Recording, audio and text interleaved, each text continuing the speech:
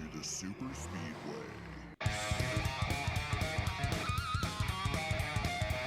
Welcome to episode 219 of the Super Speedway podcast, recorded Tuesday, December 21st, 2021. I'm your host, Eric Young, and I am joined, as always, by my co-host, James Cush.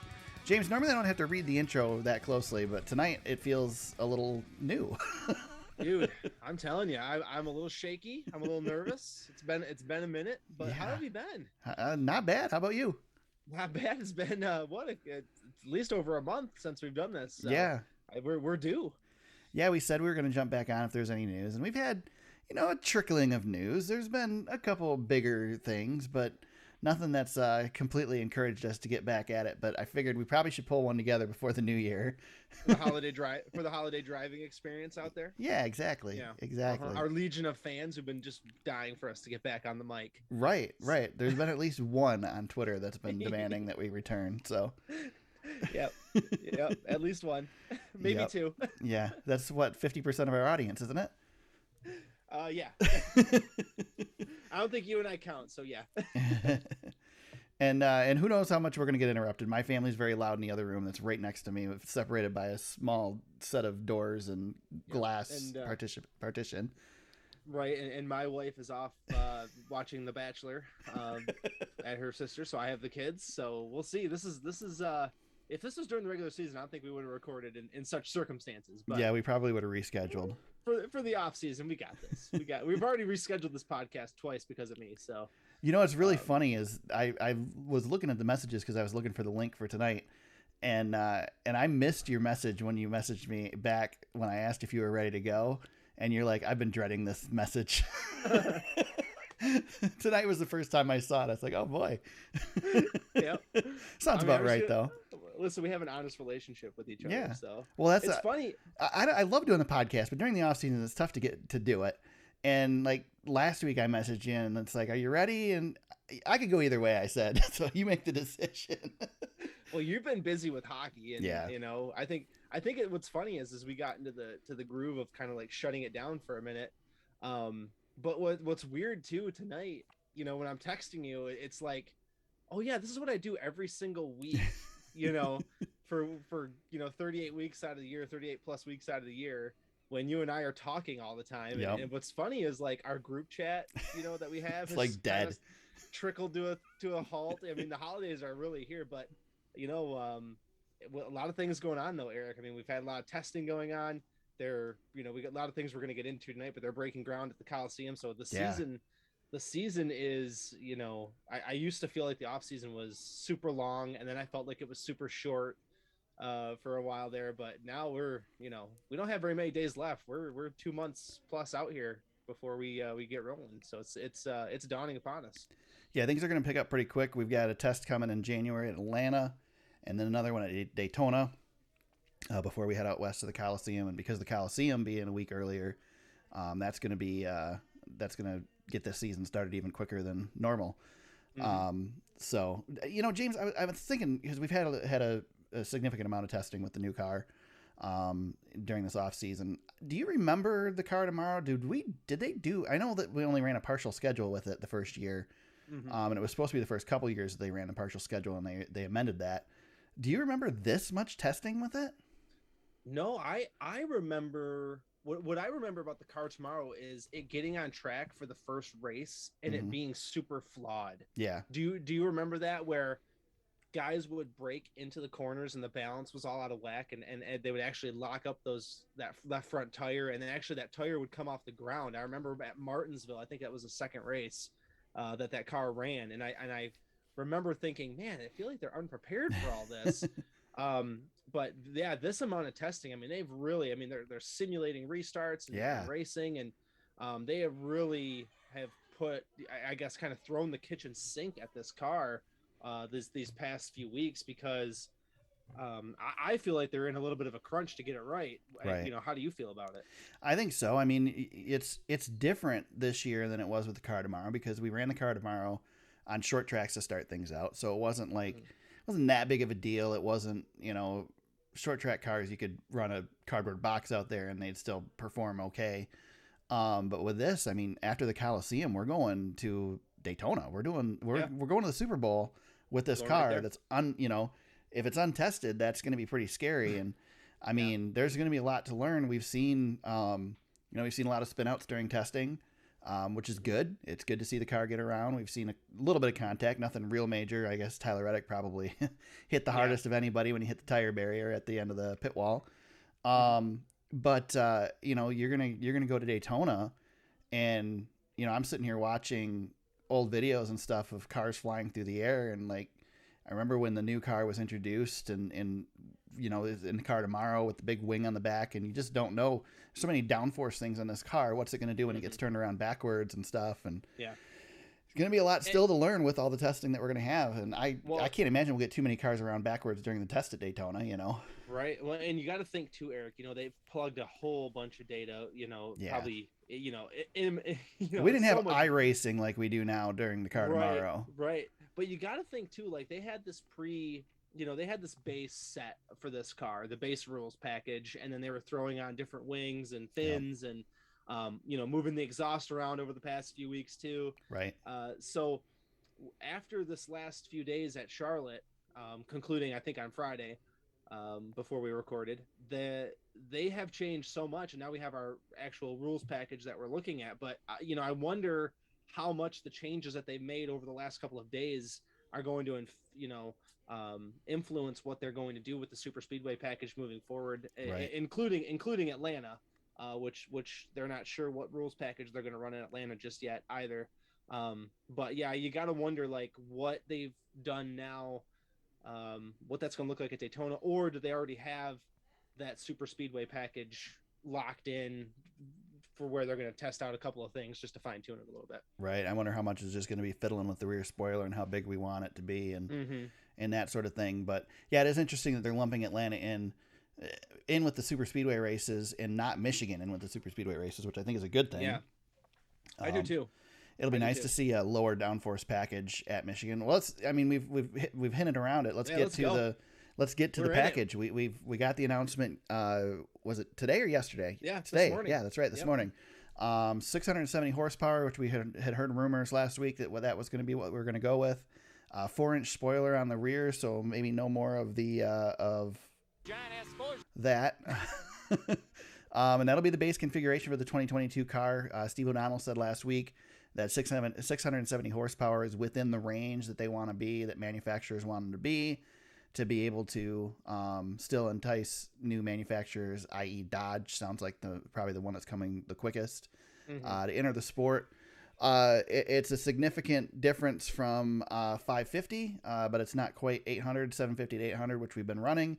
What do you think, James? I know you've been very down on the lack of horsepower. We both have been, but you've been much more crankety about it than I have been. I've been pretty fussy. Is this a good middle ground, do you think?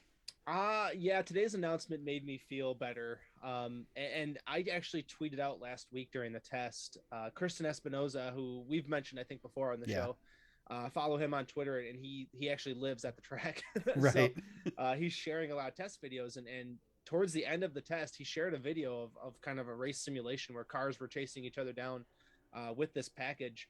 And I was like, yes, okay, this looks more like the NASCAR racing that I will enjoy. I think we've got something here, and that was kind of the first time I felt positive about it. There was no giant ass, fin on there, and they weren't crawling around at 34-second, per lap pace.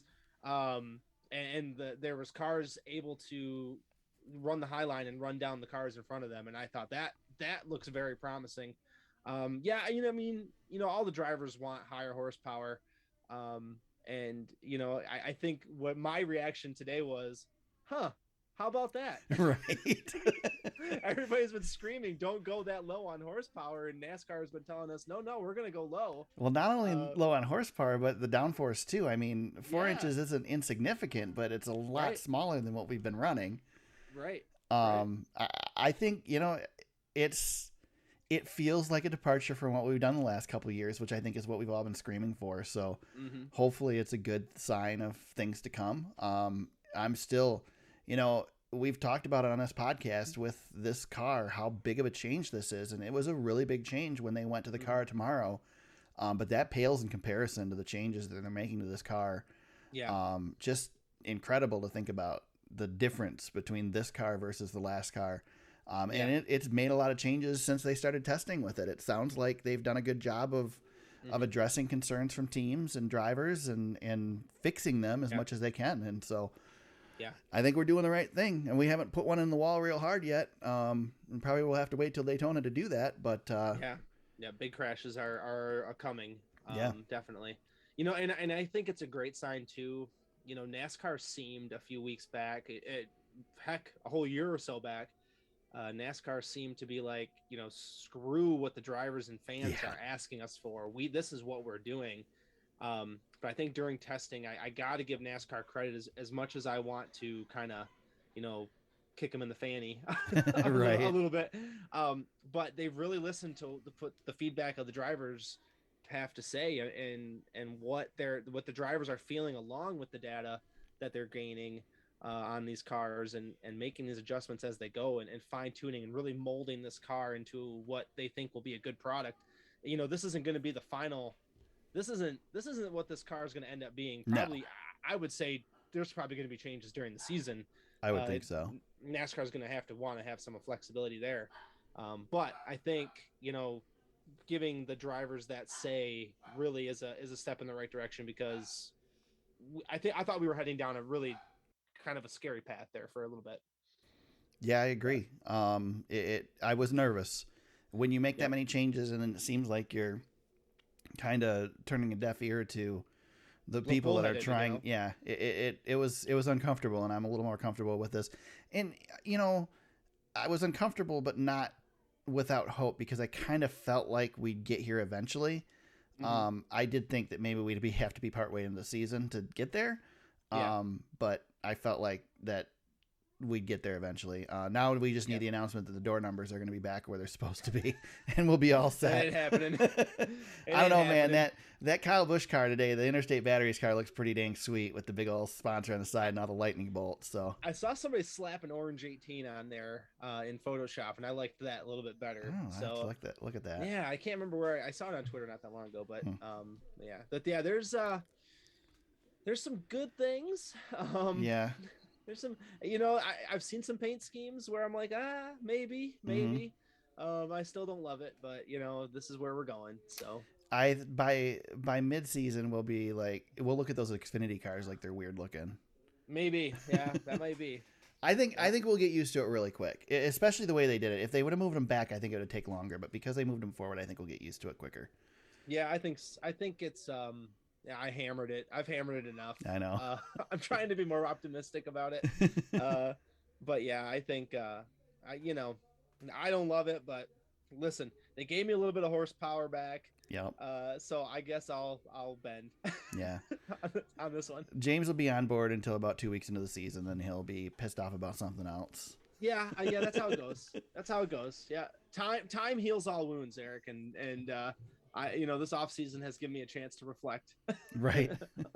Being that this is our off-season podcast, we've got I pulled a bunch of news articles from J-Ski. That's pretty much all I did.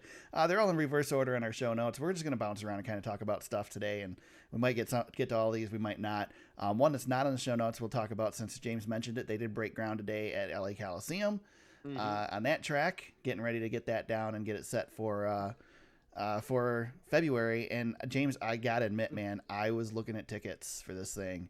Yeah, it was tempting. Like, I don't know if I'd want to go as a media member or as a fan. If I went, it's not gonna happen. I'm not taking the trip. If it wasn't for COVID, if COVID wasn't still a thing, I would totally go all in on this thing. But I'm too worried about what it's gonna be like in February.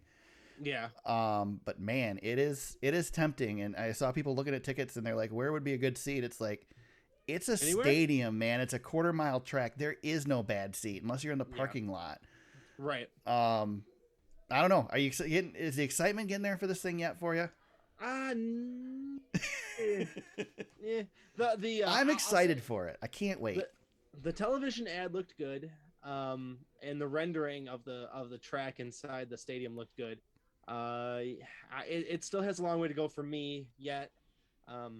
But you know, what happens, I think, though, for me is we've been without racing so long, I'm Right. getting a little itchy. So I'm like, yeah, put them out in the cornfield. I don't care. Right. I'm dying right now because Supercross hasn't started up yet. I've got hockey, of course, that's shutting down because of COVID and stuff. And it's like, man, I need some racing back here. Yeah. Yeah, you know, and I'm willing to bite my tongue on this one and give this whole thing a shot, because it's definitely a big test for what NASCAR is looking at with a lot of changes moving forward, and we've talked about that plenty on the show. But you know, it's it's worth a shot. I mean, if you're gonna do it with the Clash, and I'm good with it. But yeah, I just don't see how.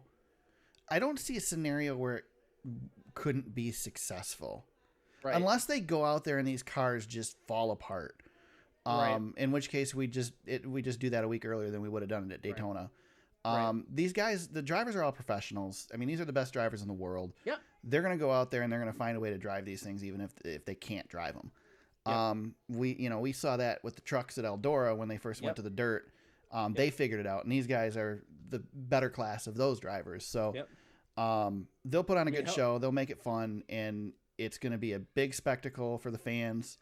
As long as nobody gets hurt, as long as nothing stupid happens, it'll be a success.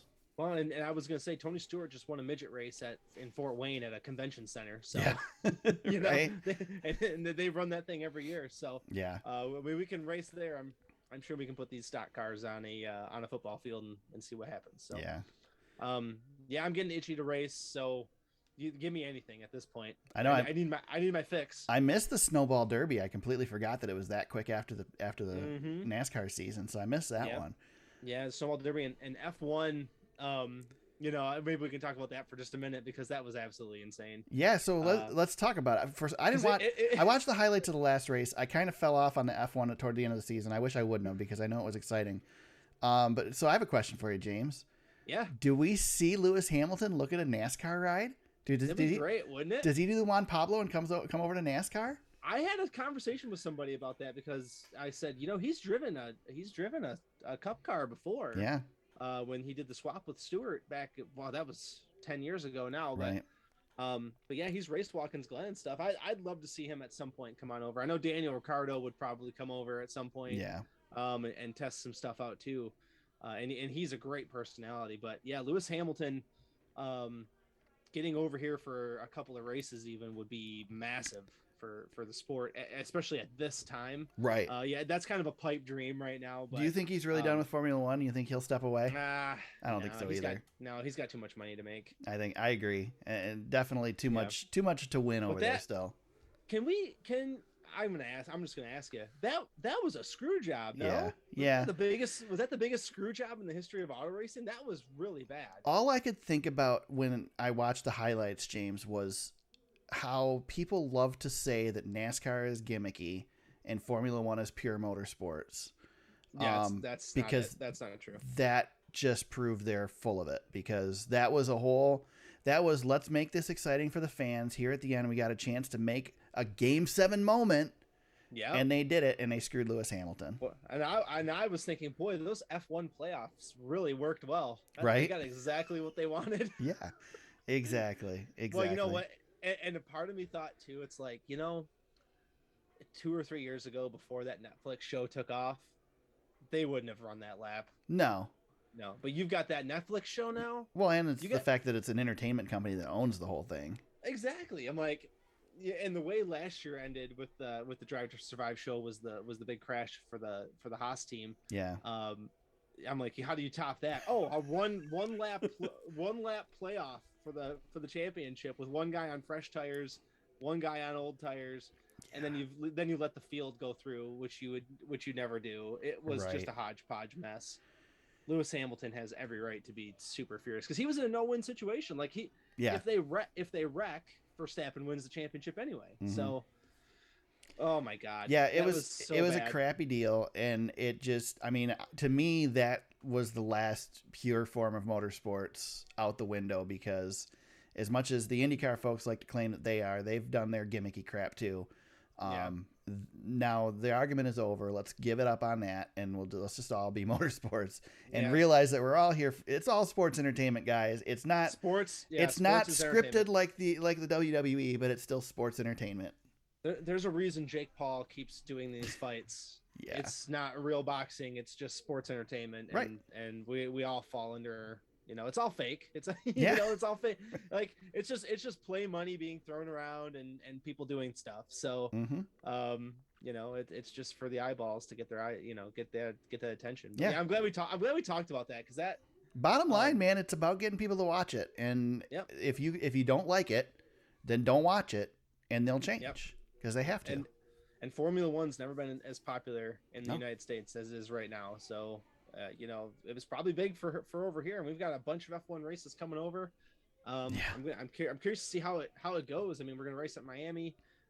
Vegas has got one coming up at some point in a couple of years, and then and we're gonna stay at the Circuit of the Americas. So, pretty cool that we're having some motorsport growth. I hope, going back to your point, Eric, about Hamilton maybe doing some NASCAR stuff. I really hope there's some translation there at some point. I'd love to see it. Yeah, I agree. Speaking of motorsports growth, James, we'll jump around a little bit here. I don't think particularly surprising, but there's been some movement on the whole Nashville Fairgrounds revival, and it's looking more and more like that sucker's going to happen, and we're going to have some NASCAR at Nashville Fairgrounds again, don't you think? Yeah, I'm loving that, man. Yeah, I'm loving that. I saw some of the renderings of what the the new complex would look like with that soccer stadium right there. You've got yourself a nice little spot, not too far from Nashville. NASCAR wants Nashville big time. Yeah. So, all for it. Love it. Looks great. Let's make it happen, And we've got, we got groundbreaking in Wilkesboro and The Rock, and we got a lot of, relics, I guess, coming back. Yeah. Nashville's one of them. I'm stoked. I love it. Short tracks are my jam. So I agree. More of those, please. 30-year lease for Bristol Motor Speedway on the Nashville Fairgrounds Speedway. That's part of the proposal. And I'd say 2 years probably will be in there. Oh yeah. Lot of money going into that place to revitalize it. The track surface is good, and that's about it. Everything else is really falling behind the times. And the rendering looks pretty nice. And again, I mean, we're talking another Bristol. We're talking another half-mile short track, and that is what everybody wants. So you got Nashville Fairgrounds coming back with a half-mile track. We got California, if that ends up happening like it was supposed to, a nice half-mile track. You got North Wilkesboro potentially back in the mix, at least somewhere along the line in NASCAR, hopefully, if not in the Cup Series. It's looking to go, and we're running in the Coliseum, for God's sakes. And if that works, who knows? I mean, that opens a million possibilities. It's tougher to do a actual points paying race in a stadium. But who knows what they could convert one into to make it work. So I don't know. It's an interesting time to be a NASCAR fan. A little disappointing for someone like me who lost two of the 3 tracks that he went to every year with California or with Kentucky and Chicagoland going away. But I mean, I guess we're making moves in the right direction. Yeah, that's for sure. Yeah. I mean, I'd rather be talking about short tracks than street courses. Yes, me too. Yep. Yeah, we're gonna be, the cookie cutter ovals that we got so familiar with are, those are gonna become the new, I guess, relics. For. Well, I hope we don't lose like Michigan and stuff. I really hope we can keep a couple of them. But some of them, there was some more news that came out of that Nashville Fairgrounds announcement too, because when SMI listed the tracks that they operate, the NASCAR tracks that they operate, one track was noticeably absent from the list, and that was Kentucky Speedway. Yeah. So if the writing wasn't already on the wall at Kentucky, I think it certainly is now. Yeah, that place is gone. Yeah. That I don't think it'll be back. No, unfortunately. Unfortunately. Yeah. I mean, there's a lot of racing in that area. And to bring it to a short track instead is a better. It's just a better. It's really out in decision. the middle of freaking nowhere too. Yeah. Yeah.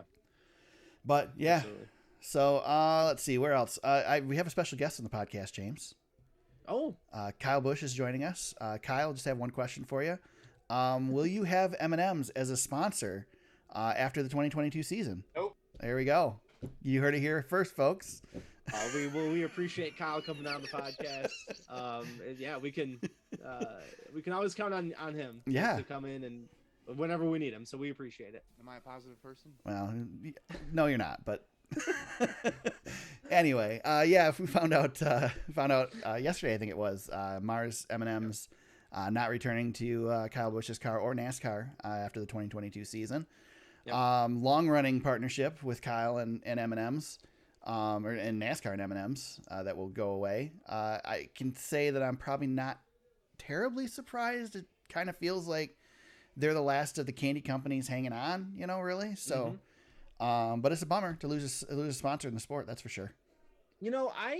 I've seen a lot on social media that people think the sky is falling because we're losing one of these staple sponsors, and I'm actually like, what more do we want out of Mars? I mean, this is going to end up being a 25 plus year investment in NASCAR where they were the primary sponsor. I mean, how many sponsors have been, around that long and on the car most weekends? I mean, there were some weekends with Interstate, and Pedigree. Is Pedigree? I can't remember if Pedigree's part of the Mars. That's what I thought.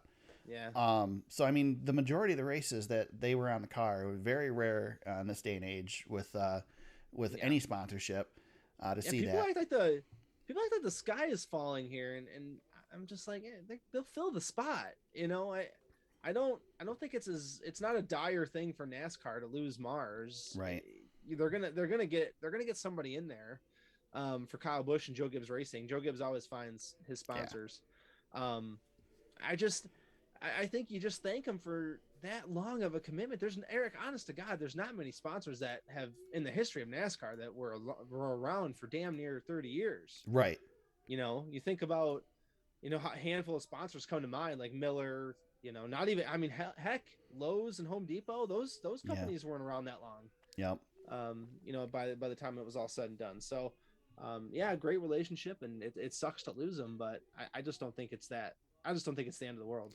Well, not only is it impressive they stuck around, but they also stuck around during Kyle's bad years. Oh my God! Can you imagine? Yeah. I mean, they did pull off the car for one race after he was suspended, but otherwise they stuck behind him, and that's again just another aspect of they must have really enjoyed the relationship, and really seen a lot from that relationship to continue as long as they did with the bad times. They got a couple championships out of it, so that's good. But yeah, and quite a journey as a sponsor too. I mean, they came in really small with MB2 and Derek Cope, and then Ernie Irvin drove that car for a little bit, got hurt. Then Ken Schrader, and then they paired up with Elliott Sadler, right before spending 15 years with KFB. KFB. And a lot of success. I'm going to get all of them today, just so you know. Good, man. That's good. Get them all. You gotta get your practice in with the board. It's been a while. So, right. I mean, it's what are you gonna do? I don't know. Can't hate on. I hate on him for it. I mean, no, like it's you said, it's time well served. I mean, it's time well served. Yep. That's time to bring in some new blood. Anytime you lose a sponsor, it's a bummer. But I think NASCAR is on an upswing. We'll see somebody there to fill that hole. And things are supposed to be cheaper. Yeah. You can see me doing the air quotes. Right. So maybe there's some more room for somebody else too. So. Right. Maybe, okay. You know what might encourage somebody to come into the sport, James, a new sponsor to come into the sport? Hit me. Chrome numbers. They can have chrome numbers now. Yes, they can. This isn't a big news item, but it's kind of cool. NASCAR is going to allow chrome numbers again in the 2022 season, something they haven't allowed for a long time, mostly because of visibility issues. It'll be on a case-by-case basis because NASCAR has to approve it. Probably Todd has to approve it. Our buddy Todd, who works for NASCAR. On the tower. Yeah. So, but yeah, it's just another aspect of something different that teams can do. There were, I guess what triggered it was there were a lot of cars running chrome numbers during the test, and people thought it was cool. And, well, if people are talking positive, let's do it. Yeah, Trackhouse ran one, and then Tyler Reddick, you couldn't see what the number was, and then they figured out that, you just put a little outline on there, you can actually see the number. I think the Wood Brothers had the 21 in chrome as well. Yeah, man, chrome's Chrome and race cars should go together. Yeah. I'm all for that. Yeah, I'm with you. The old chrome horn, we need to get that back too. Yeah, that's true. Yep. Yeah. Oh, let's see. What else do we want to talk about here, James? So many things, Eric. So many things. Yeah, we're gonna get practice and qualifying back, sort of. Mm-hmm. Yeah. That's it. Sure. We got to practice these cars. Yeah. I mean, it's a must. That's not. I'm a little disappointed with what we're getting. So let's run through it for everybody who's forgotten since the announcement was. It's definitely less time. Yeah. Yeah. So on oval tracks, we're gonna have two 15-minute practice sessions, Group A of cars and Group B of cars. I'm sorry, that's qualifying, right? That's qualifying. Yes. No, that's practice. That is practice. Okay. You're good. Okay, you're good. And then 15-minute practice. Then they will have single car 1 lap qualifying for each group. That's why, because this graphic sucks. Good job, NASCAR. And then the top 5 will transfer to the final round, which will be single car 1 lap. Fastest qualifier will earn the Busch pole. Super speedways 2 rounds of qualifying, single car qualifying. Road courses, we'll do a 20-minute practice in 2 groups. 15-minute time session for qualifying in round 1. Top 5 transfer to the final round, and then there'll be a 10-minute time session for the final round. The dirt race is a cluster like always.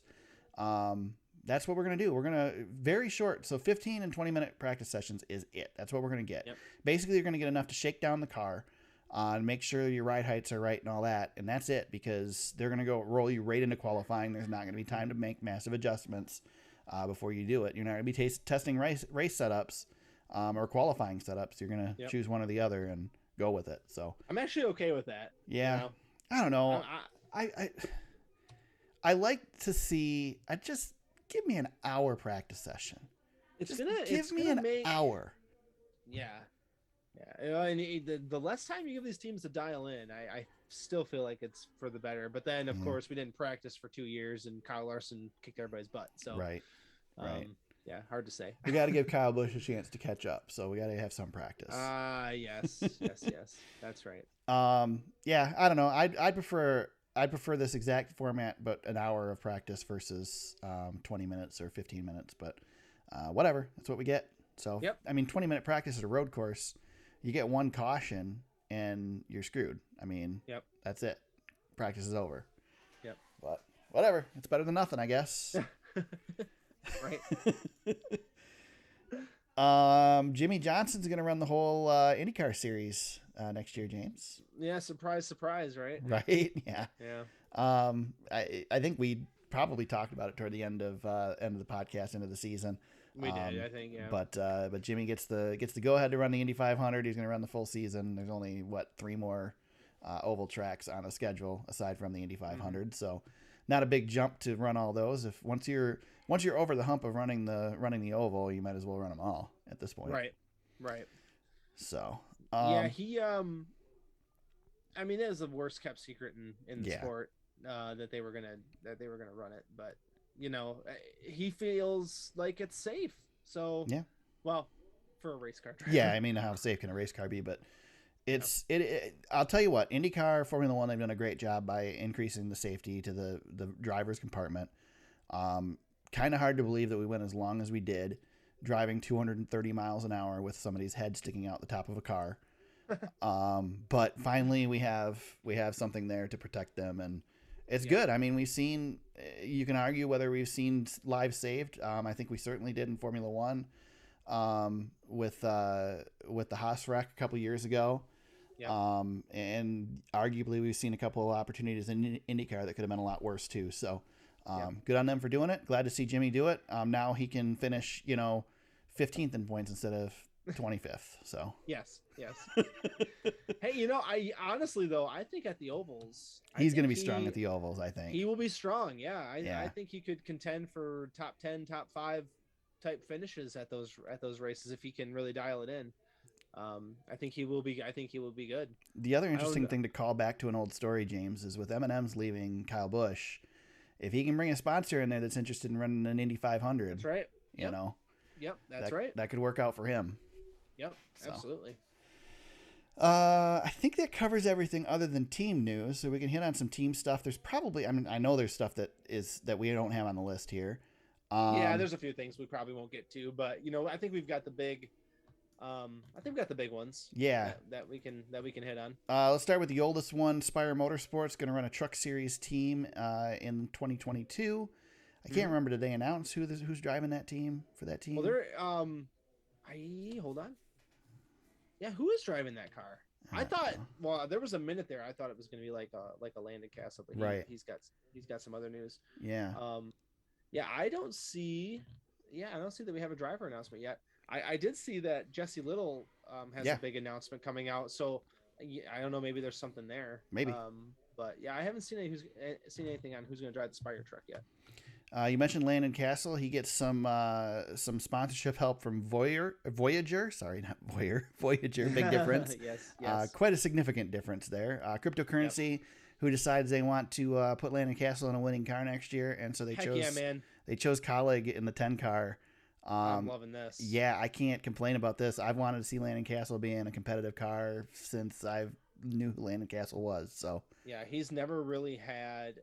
Now I know he drove for Hendrick / JR for a little while there, but not long enough to, as a young driver back then, not long Right. enough to give him a real shot. Now he's a seasoned veteran. Let's see what he can do. he's with, done some impressive equipment. stuff at the right time in He bad doesn't equipment. crash either. Yeah. Yeah. He's really good with the car. He knows how to take care of it, and I think this is definitely his best opportunity he's ever had Yeah, definitely. to do something. And I just love the fact that his career's not over. This really gives him a chance Yeah. that he's never had before. I'm so happy for him. Well, He's not that old. He's in a car that has a second cup team that right now is sharing drivers next season. Mm-hmm. And so there's an opportunity there potentially down the road. Yeah. A team that's growing that likely could grow bigger in the Cup Series. There's definitely a place for him to go there if it all works out. Yeah. How many times has he been out of the sport? Right. He ran into the I guguess economic crash in 2008, and that was kind of the end of his JR Motorsports days, and he's been slumming it with, he's driven the Flex Seal car for a long time, and he drove, gosh, so many different iterations of the cars he's driven, but I mean all back marker cars. He's been in Cup, been in trucks for a little bit, but yeah, this is great, man. I'm happy for him. I hope he does well. I really hope he finds a chance to win a race. Is this like an Alex Bowman moment? I mean, is this somebody who's secretly kind of been sneaking around in the back that has more talent than what he's been able to show and now gets an opportunity? This is Alex Bowman on steroids. This is like Alex Bowman's turnaround was fairly quick compared to what Landon Castle's been doing. Right. We talked about Kyle Busch having M&M's as a sponsor. Landon Castle's been driving in the Xfinity Series and the Cup Series longer than M&M's has been with Kyle Busch. So yeah. if that puts it into perspective for you, like that's how long this guy's been doing this thing. From age 17 to now he's 31, 32. So this is great, man. I'm pumped for him. I just really hope he can win a race. I mean, if he legitimately wins a race, that would be icing on the cake for his career. Oh, definitely. From where he's been. So definitely. That would be great. Speaking of Colleague Motorsports, they announced what they're doing with the second Cup car next year. AJ Allmendinger, Daniel Hemrick, Noah Gragson all going to split duties in that car. That's a cool deal. Good to see Noah get some chances in the Cup Series. We'll see what he can do with it. Hemrick obviously already making good on the Colleague partnership. Getting himself an opportunity to try the Cup Series again, and of course AJ already got the win up there last season. That car can win races. We already know that. And, with that lineup, I mean, they're going to be good on the road courses for sure, and should be pretty fierce on the ovals with Hemrick and Gragson. Those are, stout young talents. A champion and champion. Three right there, Eric. You've got 3 championship contenders in the Xfinity Series all sharing a ride. Yep. Which is pretty cool. Those guys were all Final Four drivers for the Xfinity Series title. So right. All splitting a seat, kind of like the All-Star car for the Cup Series. Pretty cool. Yeah, very cool. And last but not least on our list of news items, RPM Motorsports, Richard Petty Motorsports, no longer. It is now Petty GMS Motorsports, as GMS has found themselves a way to get an additional driver, and I think potentially make Eric Jones feel a lot more comfortable in that seat for next year. Yeah, good should be a little bit more competitive, right? Yeah, heck of an investment for GMS to bolster up a Cup team, and you bring in a talent like Eric Jones. You've got an instant roster boost to go along with what you're trying to do on the Cup side, with your cars. So this is a tide that raises all boats, right? The rising tide that raises all boats. Yeah. I mean, this is great, and it keeps Richard Petty relevant in the keeps sport. His name at the beginning of the freaking company. How neat is that? Yeah. That they still keep his name right there? I mean, that's the respect you give the king. Yeah. You know, which is great. And they brought the font back, and the second car is the 42 car with Ty Yes, Allen. I love the second car being 42. Yeah, the 42 looks really good. So I'm excited for Eric. He's one of our guys. If you've listened to us long enough, Eric's one of our dudes. Yep. And GMS, big investment. We had some talk a little bit about charters, I think towards the end of the season, Eric, and this is kind of, we're at the point where this is the new trend now. Yeah. You don't buy a charter, you buy a team. Yeah, we're in a go get it right now stage, and I think this will definitely balance itself out, but there's opportunity for teams like GMS to come in and be like, hey, we want to spend, we want that charter. Hamlin's doing the same thing with 2311. You gotta gobble them up now because the prices have skyrocketed. And then those prices will probably come down for charters, but right now there's a need because we have an expanding sport, and that's a great thing. We haven't had that in a long time, the need for more charters and more teams out there. So this is really good stuff. I'm happy about this. Yeah, I agree. With that, I think that covers everything, James. Yeah, I mean, there's obviously a lot more news and stuff that's happened, but I think that gives us a good rundown to get caught back up here. Yeah. During the off season. Anything I missed that you can think of? I'm scrolling Twitter right now trying to see if there's anything new that happened. Kenny Wallace has COVID. I don't know if you saw that. This is the biggest surprise of the year. Kenny was not feeling good this morning and went and got a booster shot and then tested positive for COVID. So. Yep, that's how you do it. Yeah. Yep. Oh man, Kenny, one of a kind. I really, honestly though, I wonder what NASCAR's thinking about the whole COVID thing right now, because it seems like all the other sports leagues are just going to keep pushing on through. I know the NHL's taking a little bit of a break, but it's certainly not doing this as a political stance by any means, but I kind of think that's just what I think we need to do at this point. I guess the biggest problem right now is the hospitals are full. And if we just need to maybe take a little step back to get that cool off a little bit. Yeah. But I think it comes to the point where if you're vaccinated, then you have less to worry about. And if you're not vaccinated, then that was your choice. And I think we just need to do what we got to do. If you're vaccinated and you're asymptomatic, let's just keep rolling at this point. We don't need to be, this is going to sound really harsh, but we don't need to be taking care of the unvaccinateds anymore. Yeah. Honestly, like if you did you're supposed to do and do your thing, let's keep it rolling and not slow it down. Yeah. I don't want to sound like, definitely don't want to sound like Clay Travis. He's been saying some garbage. And I don't want anything bad to happen to the people that are unvaccinated. I mean, hopefully they don't get it. And if they do, it's mild, but that's their choice to deal with it. And so at this point, I mean, we've done what we could do to protect those people. And if they choose not to protect themselves, that's fine. And that's their choice. That's why America's great.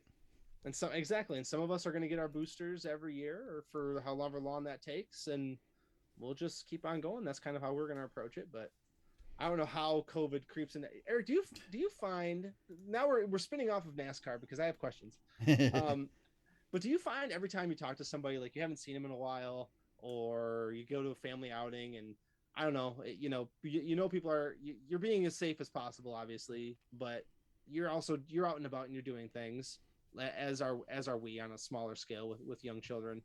But I feel like, and it just happened here, every freaking conversation I have, whether I say something or somebody else says something, it always turns out you have to talk about this crap. It's the only thing happening. It's true. It's true. I mean, it's the only. I'll even go a step farther. It's the only thing happening that's affecting everybody. That's true. That's true. Yeah. Yeah. Everybody is affected by it. Every conversation, and it bums me out to a certain extent, because you have a good time, or you have a kid's birthday party, and then you're like, hey, how about this COVID? Huh? What? That's crazy. It's like, I feel like we've been doing that for so long. It's just part of our natural, way of being now. But hopefully before too long, like, we get over this, whatever this latest thing is that we're dealing with here. And because I want to get back to the track. I want to start doing some things again with my kids and stuff. So I'm ready to put it all behind us. But unfortunately, we're gonna have to keep fighting it and keep on digging, I guess, as they say. But yep. Anywho, what is before we end the podcast, what maybe instead of shout outs, I guess, what have you been doing? I got shout outs, man. You got shout outs? Okay, I got shout outs. I got a few of them, actually. I was gonna say, what have you been doing besides hockey? Have you been I was gonna see how you've been doing with your Grand Theft Auto experience. Well, I was gonna, before we sign on to the podcast, James, I was running laps at Talladega on the Nintendo Switch. Ah, yes. Playing NASCAR Heat. How is it? How is it? Well, so let's put it this way. I was on one of their social media posts today for the Heat game, and people were bitching about it. Saying that it's garbage like Ignition. But I have not experienced any issues. The only issue that I have with the game, and it's not a Heat issue, it's a Nintendo Switch issue, and that's that the buttons on the trigger buttons are not analog. So if you hit the brakes or hit the gas on like a short track, hit the brakes full. The brakes lock up, or the tires spin when you're taking off. So Phoenix was a challenge. The shorter tracks are almost impossible. Man, I've just been getting a kick out of. I just start last at Talladega and run a 24 lap or 28 lap race, and work my way through the field. And I just finished second for the third time today. I still haven't won one yet because I can't get the move right at the end. Today, Ross Chastain snuck to the outside of me and got me right at the line. I was leading, come off of turn 4, James, protecting the bottom because that's where I thought I needed to protect. And here comes Chastain to the outside. Yep. I will say that the no mirror issue from Ignition has definitely seeped over to the Switch. There's no mirror in the external view. That sucks, especially on a super speedway. But I mean, it's a $40 game. You get more content than you did with the other console versions. I have no complaints over it. Did you get Circuit of the Americas on there? No, the new tracks are not there. So Nashville's not there. Circuit of the Americas is not there, and Bristol Dirt is not there. Okay. See, that's what's funny is they have in Heat 5 that I've played on the Xbox. They have Bristol Dirt. It's just for late models. Right. So I thought they'd be able to bring that over. But apparently they didn't do any re-engineering for the physics, so the Cup cars don't run there. Truck Series and Xfinity Series on there? Yes, Truck Series and Xfinity Series are on there, and you get new cars for the 2021 season. Excellent. I mean, I don't have any complaints. It's all I would have asked for on the Switch. Grand Theft Auto, not as good. It's pretty broken. I played a little bit on the Xbox, and it's not great. It's not as bad as what people are making it out to be, but it's also not wonderful. It did make me get GTA 5 back out on the PS4 though. Nice. So that was fun. Played a few missions on there, just to get back to what's actually comfortable. But I tested it out, and then Halo Infinite came out, and I've been digging through that. And then for racing game purposes, though, on the Xbox, Forza Horizon 5, man, is that fun. Holy cow. That might be, and I'm not kidding, Eric, that might be the best driving / racing game I have played in many, many years. It looks pretty incredible. It's incredible. Like, it's this open world. There's so much to explore, and then you get into these races and you can upgrade your, I mean, I don't have enough time in my day. Have you seen any of the video from the Matrix demo on the next gen systems? I have not seen that. Oh my god, it looks real. It's like sure GTA but real.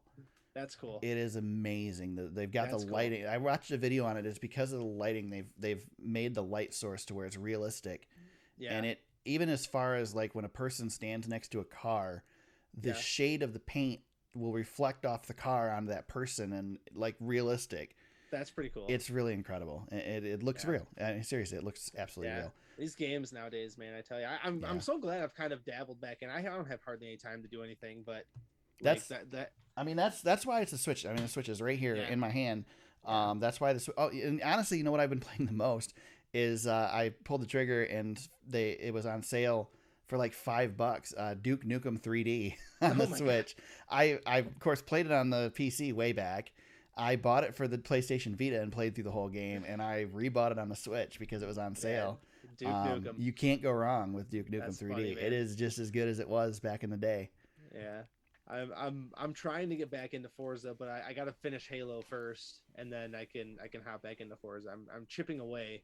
As you know, Eric, when you have a 5-year-old and a 1-year-old, they don't let you have too much time, and then when you do have free time, you're watching Ted Lasso, Right. with the wife. So See, that's it's- when I bought Or so- I bought my PlayStation Vita when the boys were that age, and I did it because it allowed me to just suspend a game. I could just carry it around with me, and I could just suspend the game whenever and play when I had a couple minutes.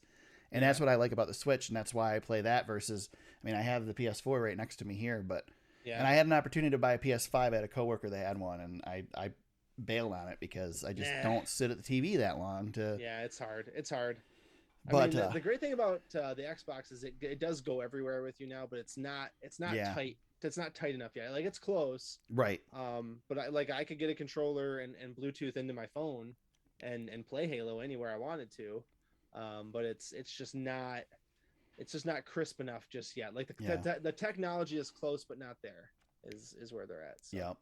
I will But say yeah, that I was really excited about the video game stuff when we wrapped up the podcast, wrapped up the season, because there were so many games coming out that I wanted. Yeah. And then GTA kind of tanked. I didn't end up buying NASCAR Ignition because you and Todd shared way more stories about that than I needed. Greatest refund of my life right there. And then Wreckfest. I know you tell me not to get Wreckfest, but Wreckfest on the Switch got pushed back because they were having issues, so it's indefinitely postponed. I wouldn't worry about Wreckfest. And I think there was another one too that came out that I was like, no, never mind. I'm not going to get this one yet. So, Eric, I think we've stumbled on a new segment here, like Tales from the Couch of us playing video games. I like it. I mean, this is what you do in the off season. I have been playing a bit of NHL 22 though. I wish that would come to the Switch, man. I would. Nice. I would love to see that on the Switch. I'd love to play hockey. I can play soccer because that's all EA will bring. I think I've got NHL 21 on Game Pass. I can always download. Yeah. I've toyed around with getting an NHL game. F1's on there.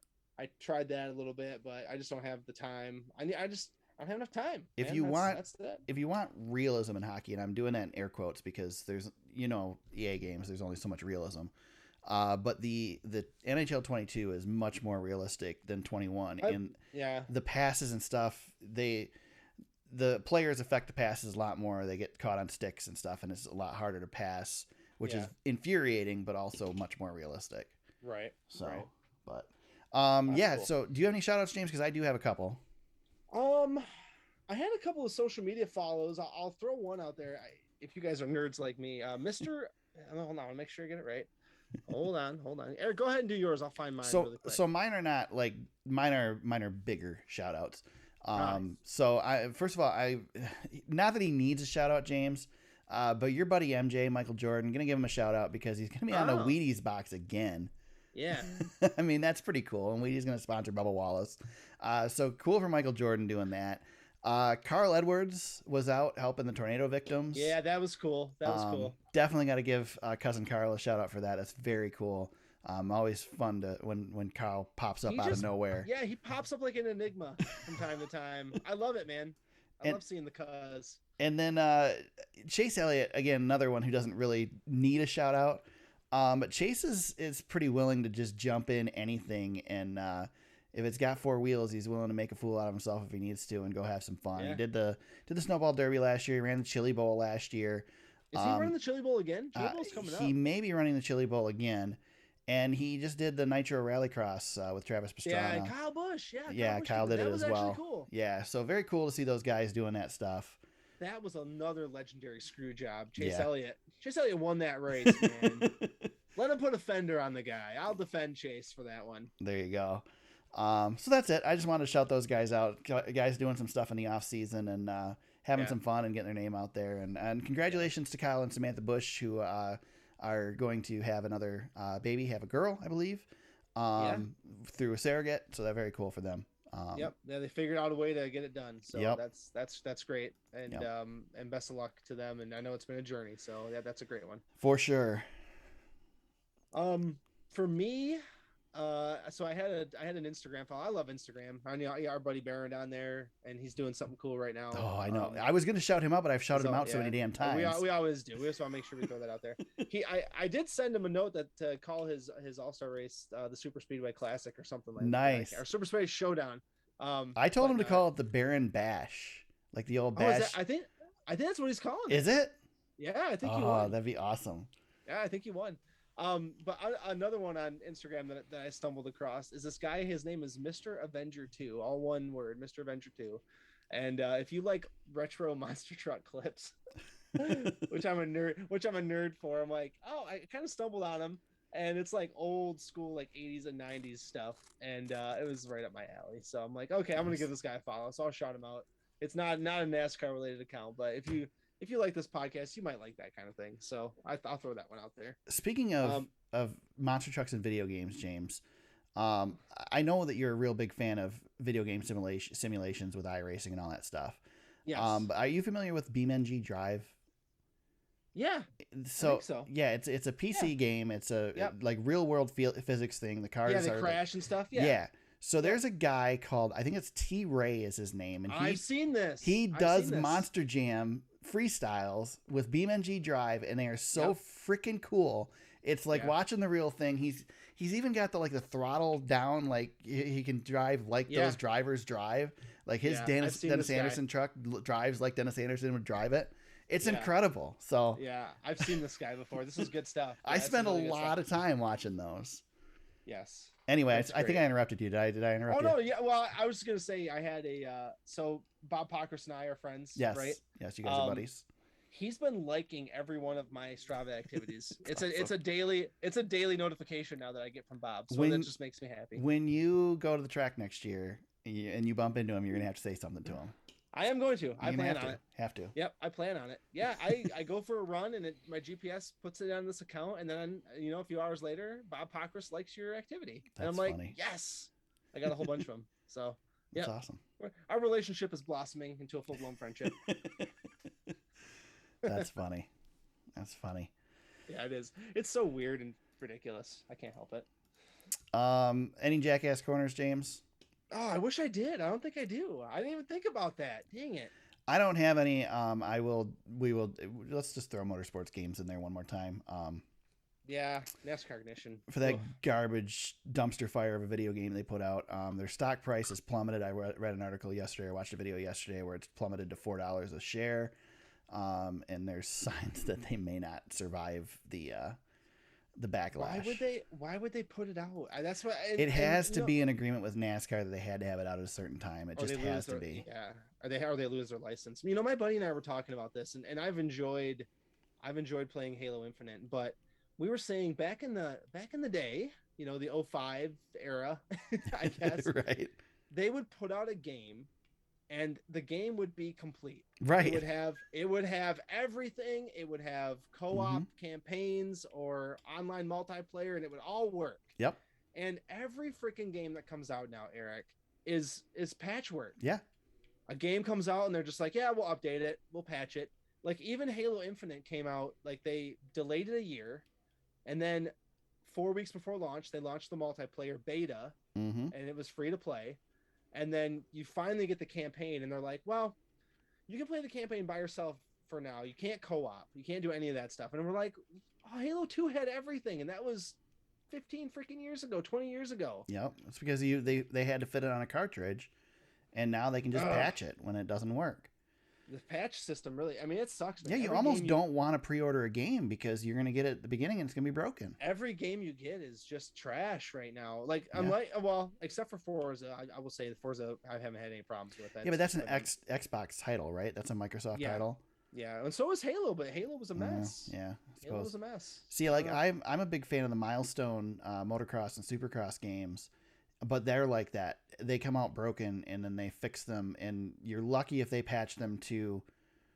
Usually they patch them to acceptable by the time they give up on them and move on to the next one, but it takes a while, and you never quite get to good.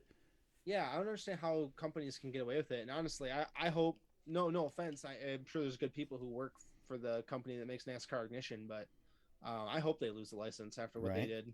I mean, you can't put something out that bad. Well, Milestone put out MXGP 2020 last year. Of course, it was during COVID, but they didn't have all the tracks in the game. They released the tracks as the year went on. And then I just went and played it the other day. MXGP 2021 just came out. I played 2020 the other day, and the frame rate is still trash. It's like 10 frames a second on a couple of the tracks, or if it rains in the game, it's just junk. Which means you can't go through the campaign, the season campaign. You can't unlock bikes because you can't get through it with the frame rate. It's stupid. Gotta love it, man. We need to start a good Jackass Corner. Yeah, we need to start a video game a podcast now, James. Yeah, in the Super Speedway Network. We'll do that in our spare time. Seeing as it took us a month and a half to do this podcast. Get back on. Yeah.